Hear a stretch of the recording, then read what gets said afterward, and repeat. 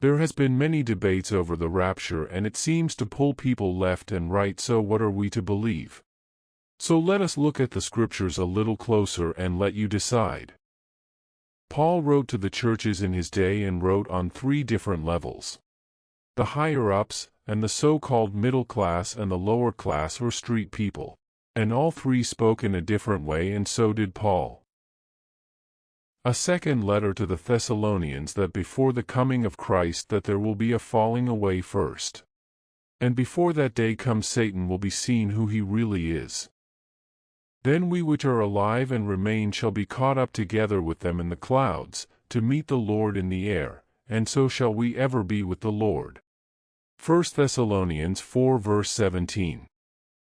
Will be caught up together with them means gathered together.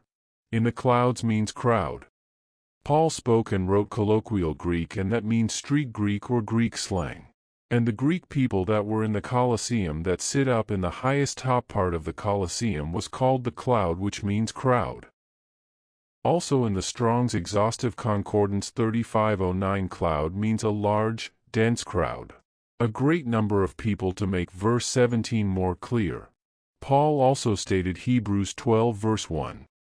Wherefore, seeing we also are compassed about with so great a cloud of witnesses, means a large number of people. In colloquial Greek slang, to meet the Lord in the air means breath of life. So to completely understand 1 Thessalonians 4 verse 17, it would mean to you, then we the chosen elect are alive, are left, will be gathered together with them in the crowd to meet the Lord in the breath of life. Means they will go through the tribulation and be changed in the twinkling of an eye. The conclusion of verse 17 is not about rapture in any way. Therefore I cannot believe that there is going to be a rapture. 4.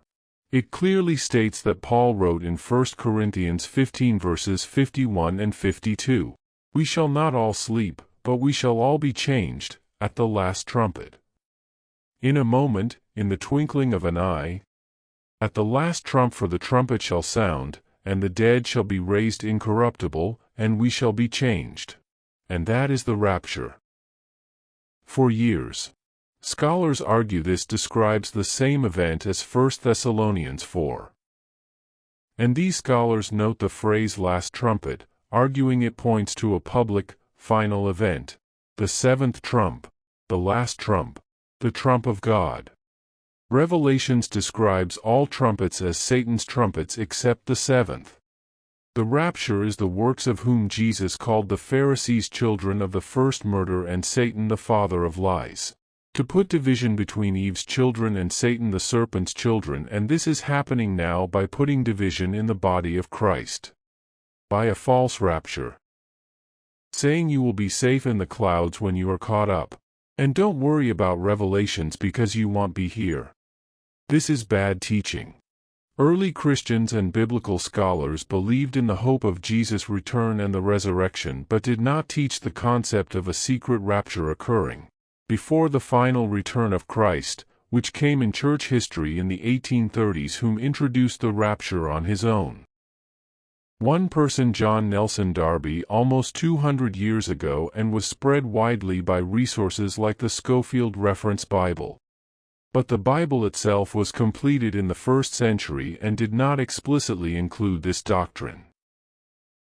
Jesus never said anything about a halfway coming. But wait a second. Jesus did say in Matthew 24 verse 17, "Let him which is on the housetop not come down to take anything out of his house." And in Luke 17 verse 35, "Two women shall be grinding together, the one shall be taken, and the other left. And two men shall be in the field, the one shall be taken, and the other left." This sounds like the rapture and would make a believer out of anyone except for one little question. Taken by who? Christ or Satan? One is still working for Christ and the other is taken by deception, by choice, and then deceived by Satan. This may be that delusion that God said He will send in that great and dreadful day. Believe it or not. You decide.